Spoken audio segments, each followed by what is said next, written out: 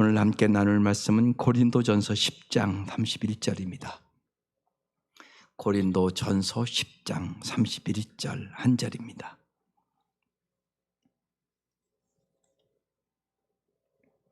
네, 합독하겠습니다. 시작.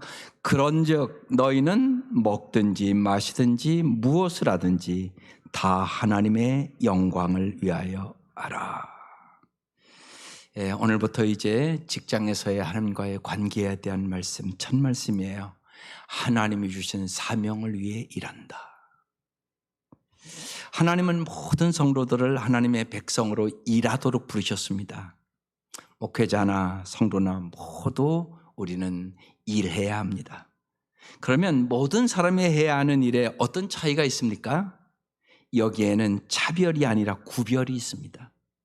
목회자는 주로 교회에서 목회 사역을 하도록 부름받은 사람입니다. 그러나 성도들은 각자의 은사를 따라 세상에서 생활하고 일하면서 하나님의 나라를 건설하라고 부름받은 사람들입니다. 직장은 특별히 한 사람의 일생에서 큰 비중을 차지하는 영역입니다. 시간적으로도 봐도 하루 시간 중에서 일터에서 많은 시간을 보내야 합니다. 이 일터에서 우리는 크리스천으로서 일의 목적에 대하여 성경적으로 이해하고 그것을 바탕으로 일을 해야 되는 것입니다. 오늘은 그래서 직업의 목적, 그리고 직업을 통하여 어떻게 우리가 크리스천의 사명을 감당할 수 있을까에 대해서 말씀을 나눌 것입니다. 첫 번째, 여러분 직장 가는 거 돈 벌기 위해서 일합니다. 돈은 삶을 살아가는데 꼭 필요한 수단입니다. 그래서 전도서 기자는 돈이 가진 유용성과 능력에 대해서 아주 잘 말씀해 주고 있습니다. 전도서 10장 19절에 잔치는 기뻐하려고 벌이는 것이다. 포도주는 인생을 즐겁게 하고 돈은 만사를 해결한다. 이렇게 써 있습니다. 돈이 모든 것의 해답이 된다는 이 말은 우리의 현실을 잘 보여주는 말씀입니다. 그러나 돈을 필요로 하기에 어떤 행동이라도 할 수 있는 것은 아니옵시다. 돈을 그러니까 우리가 필요로 하기 때문에 돈의 필요를 채우는 가장 좋은 방법은 자기 손으로 열심히 수고하여 얻는 겁니다. 그래서 에베소 4장 28절에 도둑질하는 자는 다시 도둑질하지 말고 돌이켜 가난한 자에게 구제할 수 있도록 자기 손으로 수고하여 선한 일을 하라고 말씀합니다. 하나님 우리의 손으로 수고해서 번 돈을 가치 있다고 인정을 하시는 것입니다. 그런데 세상에는 왜 돈 때문에 그렇게 많은 문제가 생깁니까? 오늘도 아마 많은 사람들이 돈 때문에 감옥에 가 있습니다. 돈 때문에 자살하는 사람도 너무나 많습니다. 왜 이렇게 돈 때문에 많은 문제가 생길까요? 돈은 삶의 수단으로 꼭 필요하지만 돈을 사랑의 대상으로 여기면 그 순간 악으로 변질됩니다. 그래서 디모데전서 6장 10절에 사도 바울이 간절하게 얘기합니다. 돈을 사랑하는 것이 모든 악의 뿌리입니다. 돈을 쫓다가 믿음에서 떠나 헤매기도 하고 돈 때문에 믿음을 안 지킵니다. 많은 고통을 겪기도 한 사람이 덜어 있습니다. 돈 때문에 실제로 들어가 보면 고통받는 가정이 너무나 많습니다. 그래서 잘 생각해야 되는 것입니다. 돈을 사랑하면 우상숭배의 죄악을 범하게 되는 것입니다.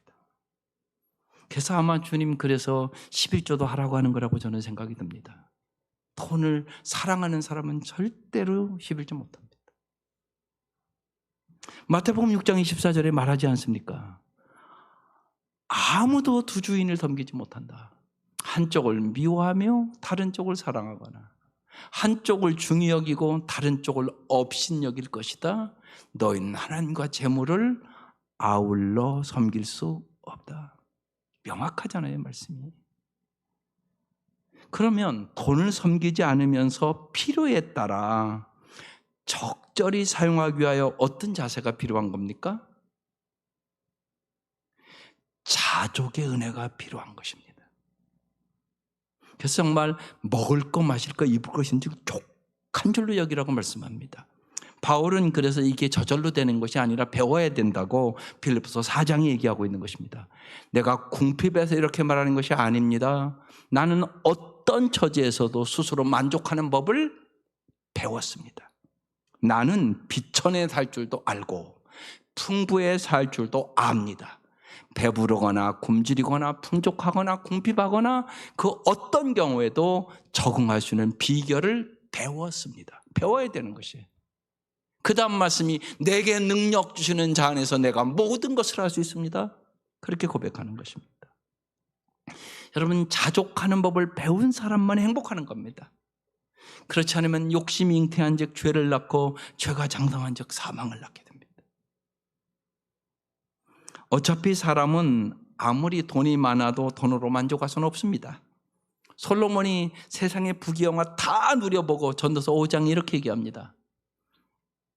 돈을 좋아하는 사람은 돈이 아무리 많아도 만족하지 못하고, 부를 좋아하는 사람은 아무리 많이 벌어도 만족하지 못하니 돈을 많이 버는 것도 헛되다.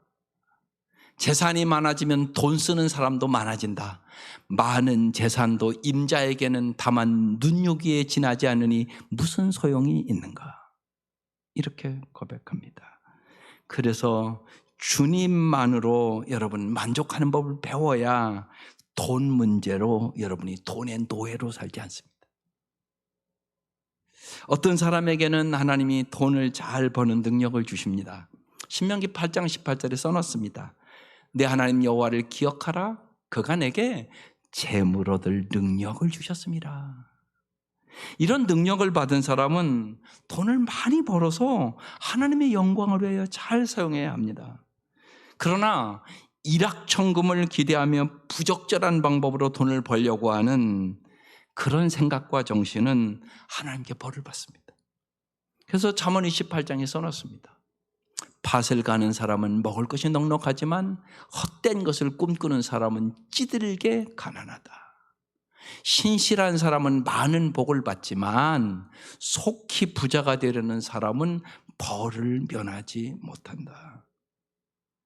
그래서 그리스도인들은 뭐 카지노에 가서 막 한탕 하려고 한다거나 또한 로또 복권을 사서 한탕 한다거나 이런 생각을 버리셔야 됩니다. 또 정말 부동산 투자를 해가지고 막 돈 벌려고 하는 거, 이거 반드시 근절돼야 되는 것이에요. 이건 정직해서 돈 버는 게 아니기 때문에 그렇습니까? 그러니까 이 나라가 아직도 많이 부패한 것입니다. 속히 부자가 되려고 하는 사람은 벌을 면하지 못한다. 이렇게 써 있는 것이에요. 돈에 대한 요한의 설례는 언제나 세 가지로 단순하게 뚜렷하게 가르쳐 주었습니다. 돈에 대한 그의 첫 번째 법칙은 벌 수 있는 만큼 많이 벌어라 입니다. 여러분, 돈이 많으면 돈으로 할 수 있는 좋은 일들이 많습니다. 어린 사람 도와줄 수도 있고 주위에 돈 때문에 오는 사람들이 너무 많으니까 정말 선한 일들을 많이 할 수 있습니다. 그러니까 열심히 일해서 벌 수 있는 만큼 많이 벌으라고 그랬습니다. 두 번째는 할 수 있는 만큼 저축하라고 그랬습니다. 웨슬레는 청중들에게 단순히 육신의 정욕과 안목의 정욕과 그리고 이생의 자랑을 만족시키기 위해 돈을 쓰지 말라고 권면합니다. 그는 비싼 음식과 멋진 옷과 그리고 우아한 가구를 사지 말라고 외쳤습니다. 화려하고 정교한 것을 경멸하고 순수하고 자연스러운 것을 만족하라고 외쳤습니다. 그래서 기독교인들은 필수품만을 사서 살으라고 그렇게 강조를 했습니다. 요한의 설례는 세 번째로 줄 수 있는 모든 것을 주라고 그랬고 자기가 정말 평생 동안 그렇게 살았습니다. 기도인은 정직하고 올바르게 돈을 벌고 잘 저축해서 하나님의 영광을 위하여 선한 일에 돈을 사용해야 되는 것입니다. 두 번째, 삶의 의미를 찾기 위하여 일하는 겁니다. 우리가 기본적으로 경제적인 필요를 위하여 일하지만 그것만이 일을 하는 목적은 아닙니다. 일 자체에서 의미를 찾고 그것을 통하여 삶의 의미를 꼭 발견해야 되는 겁니다. 선한 일을 통해서 사회에 유익을 끼칠 수 있어야 됩니다. 그래서 정말 나는 돈을 안 줘도 이 일을 기쁘게 할 수 있어, 이러면 이 사람 행복한 사람입니다. 금방 에베소 4장 28절에 그래서 도둑질하는 자는 다시 도둑질하지 말고 도리어 가난한 자에게 구제할 수 있는 사람이 되라. 자기 손으로 수고하여 선한 일을 해라. 여러분, 정말 어려운 사람을 구제해보고 선한 일을 하면 삶의 의미가 있고 보람이 생깁니다. 따라서 세상에 있는 일 가운데서 좋은 것과 악한 것을 언제나 구별할 줄 알아야 합니다. 데살로니가전서 5장에 써놨습니다. 범사에 헤아려 좋은 것을 취하고 악은 어떤 모양이라도 버리라 그랬습니다. 우리가 그래서 직업을 선택할 때 크리스찬이 해서는 안 될 일을 분별할 수 있어야 되는 것입니다. 그래서 여러분, 자녀들을 이렇게 기르면서도 이 아이들이 이런 직업을 선택하면 예수를 잘 믿을 수 있을까 없을까 이 생각 꼭 하셔야 됩니다. 그래서 정말 주의를 잘 지킬 수 있는 직장을 구하면 좋잖아요. 그 생각을 부모들이 잘 해서 아이들을 잘 인도해야 되는 것입니다. 또한 퇴폐적인 직업을 가지면 안 되잖아요. 술 취하거나 방탕하거나 이런 직업들은 곤란한 것입니다. 남에게 해를 끼치는 직업은 피해야 되는 것이죠. 또한 직업을 선택할 때 하나님이 주신 천부적인 재능이나 기질이 있어서 그 일을 즐기면서 잘할 수 있으면 그것은 큰 의미와 보람이 있는 것입니다. 하나님은 각 사람에게 반드시 은사를 주셨습니다. 전도서 3장 22절에 써 있습니다. 그러므로 나는 사람이 자기 일에 즐거워하는 것보다 더 나은 것이 없음을 보았나니 이는 그것이 그의 못이기 때문이라 그랬습니다. 여러분, 즐거운 일을 할 수 있다는 거, 이게 얼마나 큰 축복이에요. 그리고 즐겁게 일을 해야 잘할 수 있지 않겠습니까? 억지로 하는 일이 뭘 그렇게 잘할 수 있겠어요? 입에 풀칠하기 위해서 한다고 하면 그게 뭐 그렇게 행복하겠어요? 그래서 정말 즐겁게 할 수 있는 일들을 잘 개발하고 자녀들도 그렇게 잘 인도해야 되는 것이 부모가 해야 될 일들입니다. 한편 돈을 벌고 의미를 찾기 위하여 열심히 일하는 사람이 자칫 주의해야 될 것이 있습니다. 일 중독에 빠질 수 있습니다. 여러분, 일 중독은 일을 우상화하는 죄악입니다. 특별히 한국 남성들은 일 중독자가 많습니다. 일에 중독되면 결국 가정을 망치게 되고요, 자신의 삶의 의미를 잊어버리게 됩니다. 그리고 나중에 후회합니다. 내가 좀 가정에 좀 시간을 투자할 걸, 가족들과 좀 잘 지낼 것. 죽을 때 이런 사람 없습니다. 내가 조금 더 일을 열심히 할 걸, 내가 좀 더 출세할 걸. 이런 사람 한 사람도 없습니다. 그래서 전도서 4장 8절에 이렇게 써 있습니다. 한 남자가 있다. 자식도 형제도 없이 혼자 산다. 그러나 그는 쉬지 않고 일만 하며 산다. 그렇게 해서 모은 재산도 그의 눈에는 차지 않는다. 그러면서 그는 가끔 어찌하여 나는 즐기지도 못하고 사는가? 도대체 내가 누구 때문에 이 수고를 하는가 하고 말하니 그의 수고도 헛되고 부질없는 일이다. 일 중독에 빠진 사람과 부지런한 사람은 다릅니다. 가장 분명한 차이는 일 중독자는 안식의 의미를 알지 못하는 사람입니다. 하나님은 창조 후에 자신이 안식을 하시면서 사람들에게 안식하라고 명령을 주셨습니다.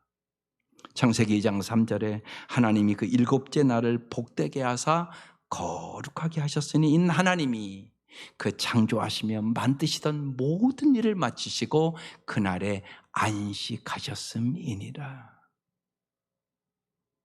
여러분, 일하기 위해 안식하는 게 아닙니다. 안식하기 위하여 일하는 것입니다. 따라서 사람들이 일의 의미를 유지하기 위해서는 안식의 축복을 누려야 하는 것입니다.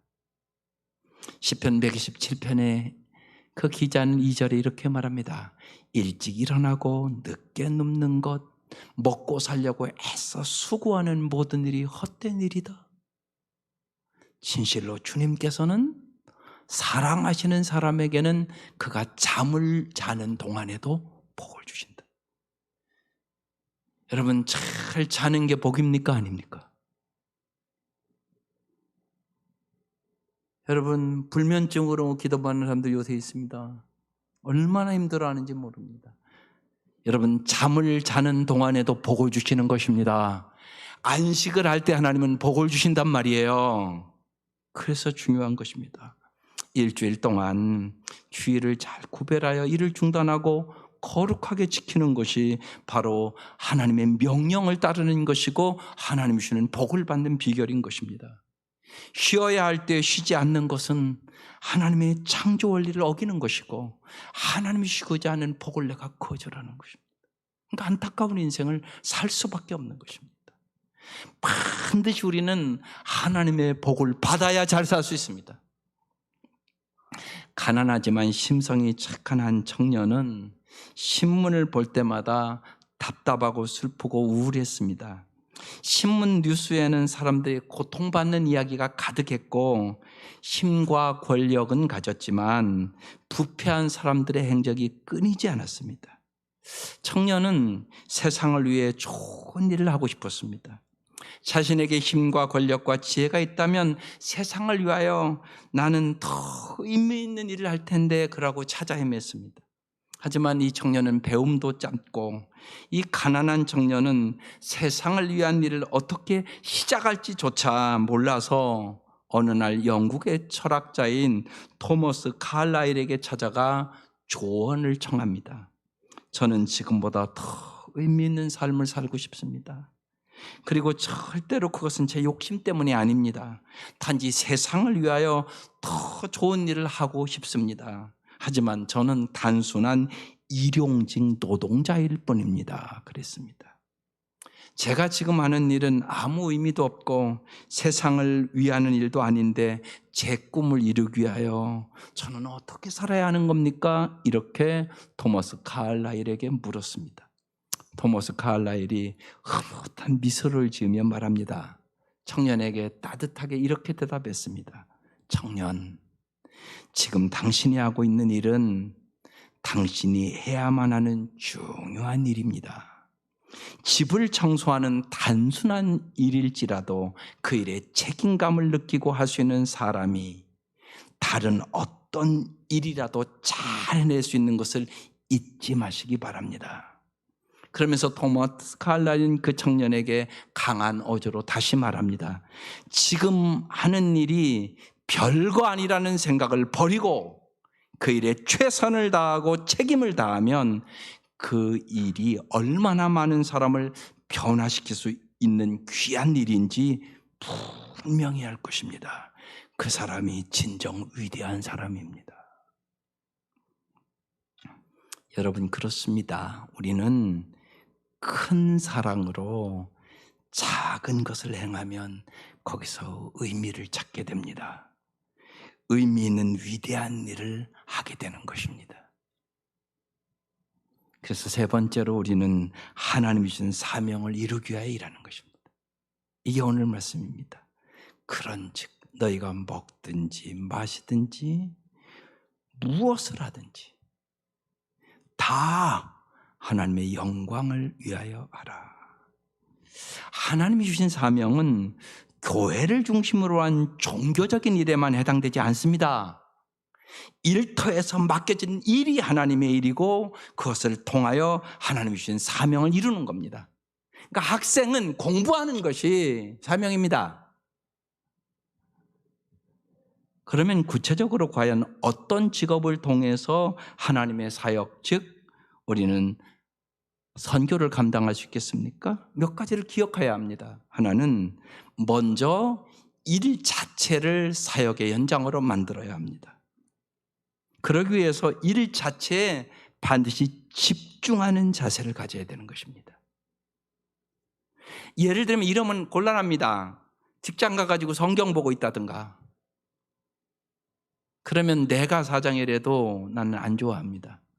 거기는 성경 보는 장소가 아닙니다. 거기는 어떻게 하면 일을 잘할까? 이 생각을 해야 되는 장소인 것입니다. 골로새서 3장 23절에 써 있습니다. 무지하게 귀한 말씀입니다.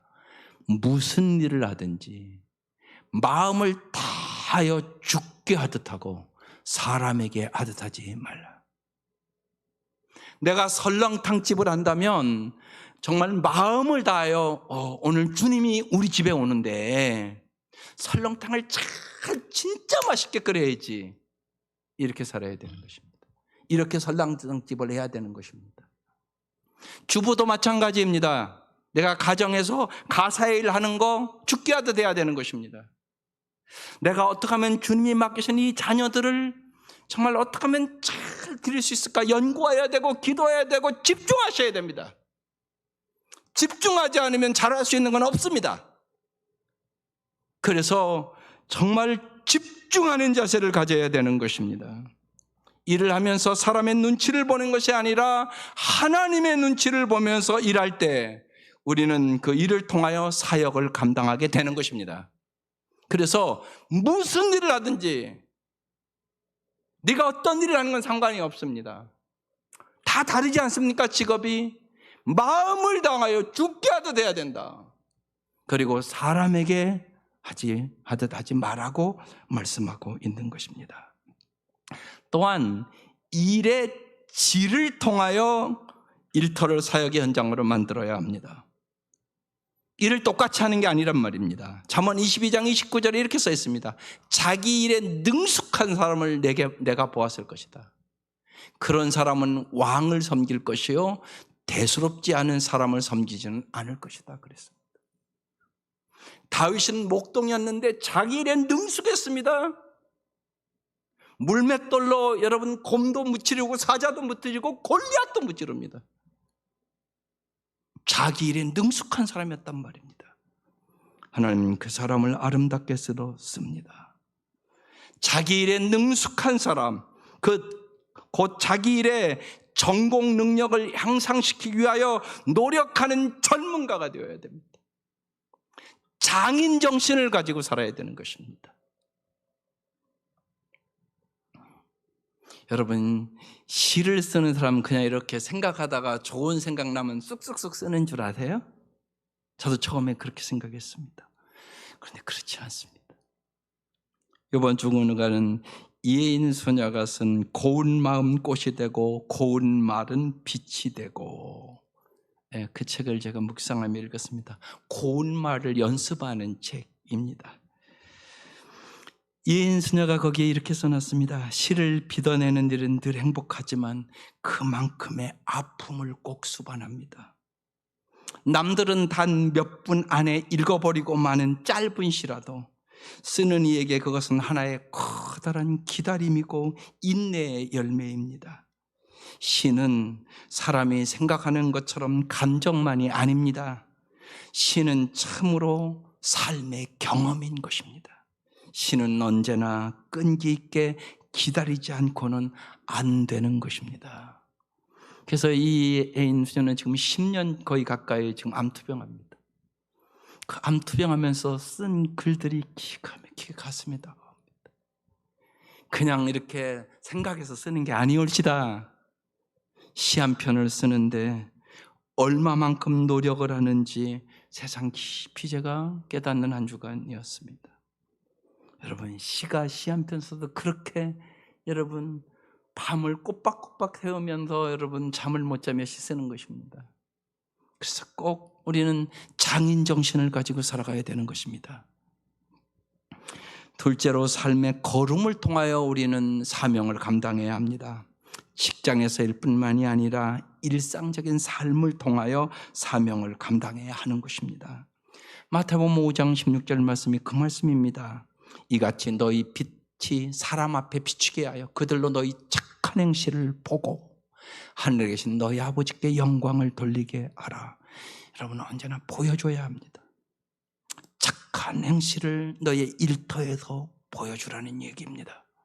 일터에서 예수 믿는 사람은 우리와 사는 것이 다르다, 구별된 삶을 보여주셔야 하는 것입니다. 로마서 12장 2절이 그 말씀입니다. 여러분인 이 시대를 풍조를 본받지 말고 마음을 새롭게 함으로 변화를 받아서 하나님의 선하시고 기뻐하시고 온전하신 완전하신 뜻이 무엇인지를 분별해서 하십시오. 그런 얘기입니다. 거짓과 불의가 난무하는 일터에서 우리는 정직한 삶을 보여주어야 합니다. 우리는 우리의 일터에서 정말 사랑을 보여주어야 하는 것입니다. 야고보서 2장 8절에 써 있습니다. 여러분이 성경을 따라 내 이웃을 내 몸같이 사랑하라는 으뜸 가는 법을 지키면 잘하는 일입니다.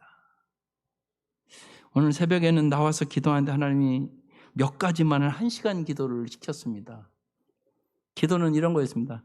잘 보는 사람이 되게 해주십시오. 잘 듣는 사람이 되게 해주십시오. 잘 말하는 사람이 되게 해주십시오. 이 3가지를 1시간 동안 하나님이 기도를 시켰습니다. 여러분, 잘 본다는 게 얼마나 중요한 건지 모릅니다. 정말 하나님의 눈으로, 하나님의 시각으로 바라보는 사람은 모든 것을 아름답게 볼 수 있습니다. 긍휼과 자비를 가지고 볼 수 있습니다. 잘 듣는 거, 잘 들어야만 이해할 수 있습니다. 하나님의 음성을 잘 들어야 되고 사람들의 말을 잘 듣기만 해도 아름다운 삶을 살아갈 수 있게 됩니다. 잘 듣는 사람이 되게 해 주옵소서. 거기다 말을 잘하는 것은 더 중요한 일입니다. 정말 잘 말하는 사람이 되게 하여 주옵소서. 정말 하나님께서 우리를 잘하는 일입니다. 너희가 정말 사랑하고 살아가는 건 잘하는 일이다. 사랑하며 살기 위하여 잘 보는 사람이 돼야 되고 잘 듣는 사람이 돼야 되고 잘 말하는 사람이 돼야만 우리가 사랑하고 살아갈 수 있습니다. 베드로전서 2장 11절에도 너희가 이방인 중에서 행실을 선하게 가져 너희를 악행한다고 비방하는 자들로 하여금 너희 선한 일을 보고 오시는 날에 하나님께 영광을 돌리게 하려 함이라. 그래서 언제나 내가 하는 일들이 하나님 보시기에 어떤가, 이것이 중요합니다. 일터에서도 하나님이 보고 있다면 우리의 삶이 달라지게 될 것이에요. 어떻게 여러분 일터에서 성추행을 할 수 있겠어요? 하나님이 보고 계십니다.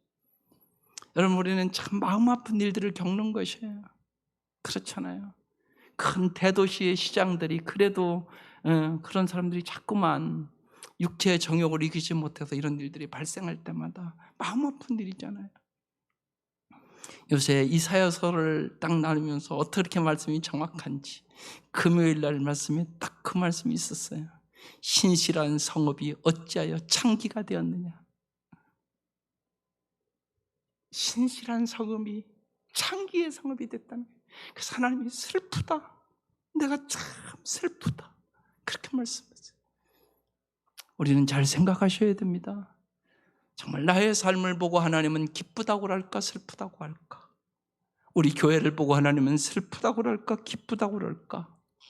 이 나라를 보고 지도자들을 바라보고 하나님은 슬프다고 할까 기쁘다고 할까? 깊이 생각하고 기도해야 하는 시간들인 것입니다. 그래서 우리는 마지막으로 전도를 통하여 사명을 감당해야 합니다. 전도는 뭐냐? 쉬운 얘기로요, 예수를 전하는 거잖아요. 예수가 아니면 생명의 길을, 진리의 길, 참된 삶을 살아갈 수 없다는 것을 믿고 전하는 것이에요. 육체의 정욕과 안목의 정욕과 이생의 자랑을 못 이기는 것이 인간인 것을 여러분 계속 요새 보잖아요. 뉴스를 통해서. 사람의 힘으로 안 되는 것이에요. 그래서 주님께서 마지막 유언 같은 얘기를 마가복음 16장 15절 하는 거잖아요. 예수께서 그들에게 말씀하셨다. 너희는 온 세상에 나가서 만민에게 복음을 전파해라.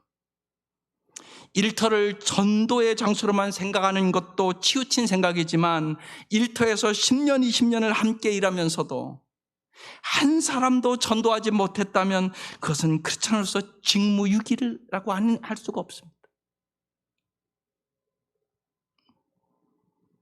바울은 디모데에게 그래서 이렇게 권면합니다. 디모데 후서 4장에 너는 말씀을 전파하라. 때를 얻든지 못 얻든지 항상 힘쓰라.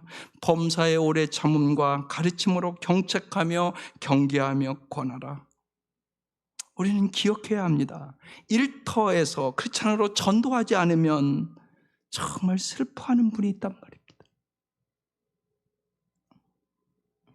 주님이 슬퍼한단 말입니다. 그게 마태복음 10장에 써놨습니다. 누구든지 사람들 앞에서 나를 시인하면 나도 하늘에 계신 내 아버지 앞에서 그 사람을 시인할 것이요. 그러나 누구든지 사람들 앞에서 나를 부인하면 나도 하늘에 계신 내 아버지 앞에서 그 사람을 부인할 것이다. 우리는 예수님이 우리를 모른다고 하면 우리도 큰 슬픔을 당할 것을 기억하며 복음을 증거하는 삶을 살아야 합니다. 여러분, 이 확신이 뚜렷하게 있어야 합니다. 아무리 세상에 출세를 하고 권력을 갖고 명예를 가져도 하루아침에 무너지는 거 보잖아요, 여러분이. 여러분의 자녀가 무엇이 되는 것이 중요한 게 아니옵시다. 어떤 사람이 되느냐가 중요합니다. 하나님과 함께 동행하는 사람이 되어야 합니다. 요셉 같은 인물을 길러내야 되는 것이에요. 요셉도 똑같은 유혹이 있었습니다. 엄청난 유혹 아닙니까? 그러나 그는 옷을 벗어던지고 하나님이 나를 보고 있는데 내가 어찌 득지하오리까? 그리고 그는 뛰쳐나왔습니다. 그러나 다윗도 우리 아내 밧세바의 목욕하는 것을 보고 그는 왕의 권력을 가지고 간음하고 그는 결국 그 남편을 살인까지 했습니다. 이게 인간입니다. 우리도 예외는 아니올시다. 그런 환경에 가면 누구든지 그럴 수 있습니다. 오직 예수님만이 길이요 진리요 생명임을 믿고 주님 앞에 살아가는 사람만, 주님과 함께 동행하는 사람만 죄악을 이길 수 있습니다. 여기에 대한 뚜렷한 확신을 가지고 우리는 불쌍히 여기고 전도해야 되는 것이에요. 예수를 알았다면 저런 사람들이 저렇게 살지 않았을 것입니다. 그러니까 우리가 복음을 전하지 않는 것, 그 주위에 있는 크리스찬들이 복음을 전하지 않는 것, 이것은 죄란 말입니다. 건져낼 수 있는데 안 건져낸 거나 똑같다는 얘기입니다. 그래서 때를 얻든지 못 얻든지 누구나 빈부귀천을 막론하고 세상에 아무리 잘된 사람도 복음을 전해야 합니다. 그래야 누구든지 죄악에서 구원을 얻을 수 있습니다. 누구든지 예수를 알아야 천국 갈 수 있습니다. 누구든지 예수를 알아야 죽음을 이길 수 있습니다. 그건 분명한 사실이란 말입니다. 이 사명을 가지고 우리는 정말로 예수님만이 행복을 주시는 것을 확실히 믿고 나의 일터에서 복음을 전해야 하는 것입니다. 크리스찬 일터에서 전도할 수 있는 방법은 개인적으로 우정을 깊이 쌓으면서 하는 전도, 그리고 관계하면서 전도할 수 있습니다. 직장 선교회나 기독 실업인을 통해서도 전도할 수 있을 것입니다. 하여간 어떤 조직이 친목 모임이 아니라 말 그대로 선교의 사명을 감당하는 반드시 그런 선교회가 되어야 합니다. 반드시 그 선교회가 전도하는 선교회가 돼야만 그 선교는 의미가 있게 되는 것입니다. 은퇴 후에 현직에 있을 때보다 더욱 존경을 받으며 살아가는 전 지미 카터 미국 대통령은 30대에 이미 은퇴 후의 삶을 염두에 두었다고 말했습니다. 은퇴 후의 일을 일찍부터 염두에 두었다는 것은 자신의 일을 하나님이 주신 평생 사명으로 생각하고 살았다는 의미입니다. 우리는 일을 돈을 버는 행위뿐만이 아니라 정말로 일의 의미를 찾고 그 일을 사명으로 여기면서 일터에서 하나님의 나라를 세우는 동역자로 굳게 서서 살아야 하는 것입니다. 여러 중간 말씀을 나눌 것입니다. 세상에는 돈만을 위하여 일하는 사람, 삶의 의미를 모르고 일하는 사람, 그리고 사명을 가지고 일하는 사람이 있습니다. 직업의 목적을 깊이 깨닫고 인생의 목적에 대해서도 정리하는 귀한 시간들이 될 수 있기를 주의 이름으로 축원합니다. 기도드리겠습니다.